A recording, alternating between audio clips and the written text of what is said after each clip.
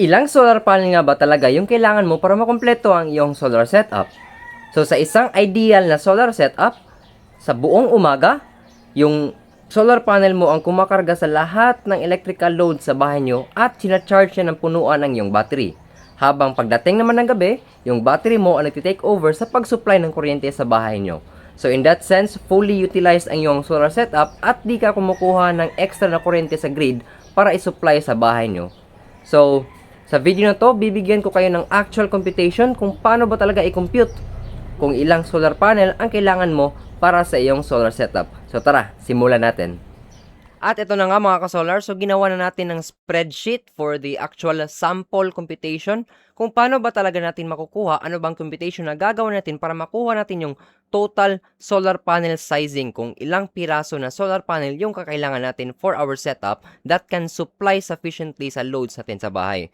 So as mentioned kanina sa ating intro na ang isang ideal na solar setup, yung solar panel mo ang kumakarga sa lahat ng load ng bahay mo during daytime kasi yun lang yung oras na merong sikat ng araw, no? So, by daytime, iset po natin na by daytime, ang definition natin by daytime is it's from 8 a.m.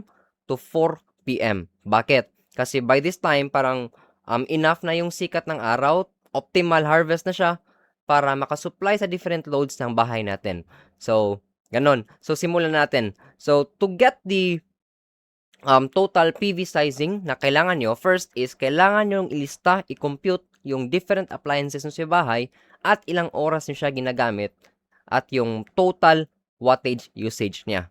So, first, kita nyo naman dito sa column A, meron tayong appliances. So, meron ako dito, for example lang to ha. Electric fan, light bulb, computer, inverter, aircon, washing machine, stove, TV, wifi, vacuum, phone charger. Next is ilista nyo yung quantity, kung ilang piraso ba ng ganong klase na equipment ang meron kayo.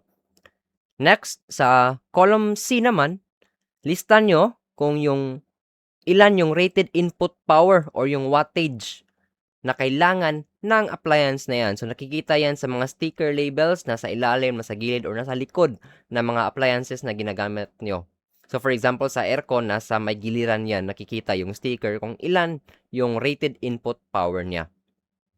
So, for example, electric fan, 70 watts yan, light bulb, 10 watts, computer, 300 watts, 1 HP inverter aircon, 746 watts, washing machine, 450 watts, electric stove, 1,000 watts. So, ganon. Check nyo lang yan sa sticker label ng mga appliances nyo. Dito naman sa column D, lista nyo kung ilang oras nyo ba yan ginagamit sa bahay nyo during daytime. Daytime lang po. So, by daytime, it's 8 a.m. to 4 p.m. So, that's around total of 8 hours. So, for example, sa electric fan, whole daytime namin siya ginagamit. So, that's 8 hours. Light bulb, that's 3 hours. Computer, 8 hours. Aircon, 8 hours. So, ganon. Lista nyo lang kung ilang oras nyo siya ginagamit. Tapos, dito naman sa daytime total, so, ang ginagawa dito ang computation dito sa ating spreadsheet is, itong quantity, multiplied by the watts, tapos, multiplied by the hours of usage. Tapos, ito na yung daytime total nyo. So, for example, electric fan, merong dalawang electric fan. So, that's 2 times 70 times 8. That's equivalent to 1,120 watts yung usage during daytime. So, same din sa iba, light bulb, compute lang yan hanggang makompleto itong sa pinaka-last na item ng appliance na nilagay nyo dito. So, for me, phone charger yung pinaka-last, that's 120 watts kasi fast charging using for 2 hours. For example lang to ha. So, ganito siya. Tapos, dito sa total power usage, automatic na po ito sa ating spreadsheet. Naka-formula na po. So, again, I will also put the link in the description para ma-download nyo to at ma-testing nyo sa inyong calculation, ma-test nyo para ma-compute nyo rin ang inyong solar panel sizing. So, dito sa total power usage, it's equivalent to 13,928 watts or 13.9 kilowatt. AC pa po ito. Now, that's the total household load na kailangan nyo supplyan during daytime. So, in my case, sa example natin dito, it's 13,928 watts. Take note, AC pa po ito. Alternating current. Next naman, di ba na-mention ko na dapat na supply ni solar panel yung load sa bahay nyo. At the same time, pinupuno niya yung battery. So, for example, yung battery natin dito is 51.2 volts, 100 amp hour. So, that's equivalent to 5,120 watt hour. So, multiply nyo lang yung volts tapos yung amp hour para makuha nyo yung wattage niya, bale. Meron po tayong marami pong konsiderasyon kasi hindi naman talaga to 1:1 yung conversion from AC to DC or DC to AC, no? Kasi meron tayong tinatawag na inverter efficiency. So, mostly nakikita ko sa mga inverters natin is around 90% yung efficiency niya. So, for example, kung meron kang 1 kilowatt na DC, naka-convert niya yan to 900 watts lang na AC. So, parang ganon, inverter efficiency niya. So, meron kang nawawala na 10% or hindi naman talagang nawawala but conversion losses or conversion consumption, parang ganun. Nagagamit kasi yung extra energy sa process of conversion. So, meron tayong 10%. Take into consideration na rin natin for another margin, system losses, around 5%. Then, yung battery kasi din natin, hindi talaga siya pwede na 100% mo i-discharge, no? Kasi masya-shorten ang kanyang lifespan. Especially for Life PO4 batteries, it's around 80% yung advisable DOD niya para maabot nyo yung advertised na cycle. For example, 3,000 cycles at 80% DOD. So, kailangan nyo na kada araw, maximum of 80% lang yung discharge niya. Huwag nyong sagarin to 100% kasi madali or maaga yung madedegrade ang battery cells nyo. So, to preserve the life of your batteries, let's follow the manufacturer advised na DOD or 80%. So, in total, kung titignan nyo, dito sa inverter, meron tayong 10% na nawala, system losses, 5%, tapos sa battery depth of discharge, meron tayong 20% na hindi po pwede natin gamitin. So, in total, we have around 35% na margin. Meron siyang margin po. So, in this sense, ano yung ginawa dito? Yung total DC power usage, ito po siya, dito banda sa ating computation. Ginawa ko lang is, add ko si AC, itong total power usage sa bahay, 13.9 kilowatt. Then, add ko lang itong 51.2, 5,120 watts from the DC. Tapos, multiply ko lang siya by the margin of 135%. So, to take into consideration itong 35% margin natin. So, kita niyo naman dito sa ating formula, no? Meron siyang E14 plus E15 times 135%. So, dito po natin nakukuha yung ating total DC power usage na 25,714.8.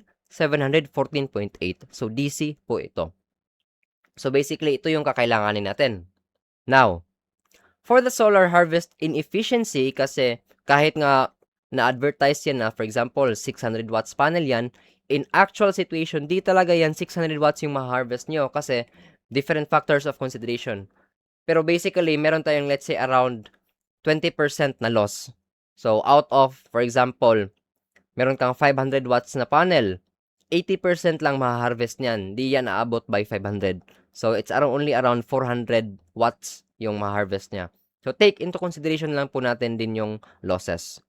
So, that's around 120% kasi i-add natin itong 20% para sa consideration of this margin sa solar harvest inefficiency. Now, yung ginawa ko nito for the total PV power needed or yung total na kailangan natin na solar panel na power for the entire daytime, multiply ko lang itong total DC power usage by 120%. So, dito po natin nakukuha yung ating 30,857.76 watts DC.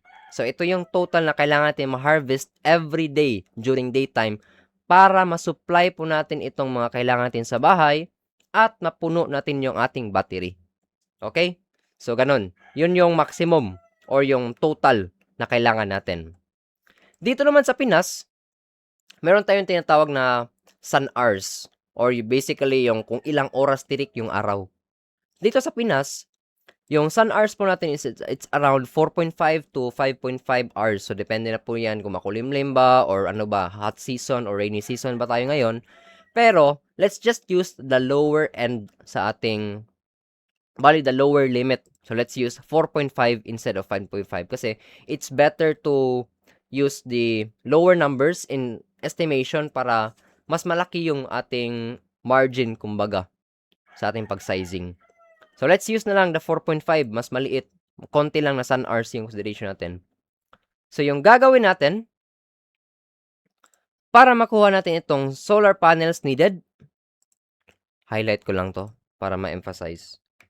Yung computation po dito is that, itong total PV power needed, di ba ito yung kailangan natin ma-harvest basically sa buong araw, sa daytime, divide lang natin by the sun hours. So, 30,857 divided by 4.5, that's around 6,857.28 watts of solar panel na kailangan natin. So, ito na po yung maximum or bali yung kilowatt or this basically 6.8 kilowatt of solar panel needed po para masupply po natin itong gantong klase na load sa bahay natin. So, example lang po ito ha. Now, para makuha natin kung ilang piraso, ito pong solar panels needed, i-divide lang po natin kung ano yung available na solar panel sa locality nyo. So, for example, dito sa example ko, let's say na lang na meron tayong available na 625 watts just solar yung available sa market. So, ito yung bibilihin natin, 625 watts. So, divide nyo lang itong 6,857 by 625. Ito na po yung final answer po natin. That's 10.97 pieces of solar panel needed. Pero, of course, wala namang 10.97 na solar panel, no? Round up nyo lang to the nearest number. So, that's around 11 pieces of 625 watts solar panel needed para masupplyan itong gantong klase na loads sa bahay nyo na merong around 14 kilowatt na daytime consumption. Okay? So, yun na guys. Ito yung sample computation. Ilalagay ko rin ito ang link nito sa description para ma-download nyo at ma-testing nyo rin, ma-compute. So, basically, yung i-edit nyo lang dito is itong mga appliances at automatic na itong magka-calculate dito ang banda. Okay? So, ito yung pinaka-importante na number. So, kung di nyo naman, kung wala kayong 625 watts sa inyong area, pwede nyo yung palitan, gawin nyo 600. O, meron kang 11.43. So, kailangan mo ng 12 pieces of 600 watts na kailangan nyo. So, parang ganun. Okay? So, yun lang guys. I hope na may natutunan kayo in this video. And, coming up next na naman nga video is, natatanong nyo naman, saan ko ba nakukuha itong 100 amp hour? So, yan ang discussion natin for next video. Battery sizing naman. Kung ilang amp hour ba na battery yung kailangan natin. Kasi nga, na-mention ko kanina, solar panel is for daytime loads at si battery naman is for nighttime na mga loads. So, yung nighttime computation naman yung gagawin natin for the battery sizing. Okay? So, thank you for watching and I'll see you on the next one. Bye-bye.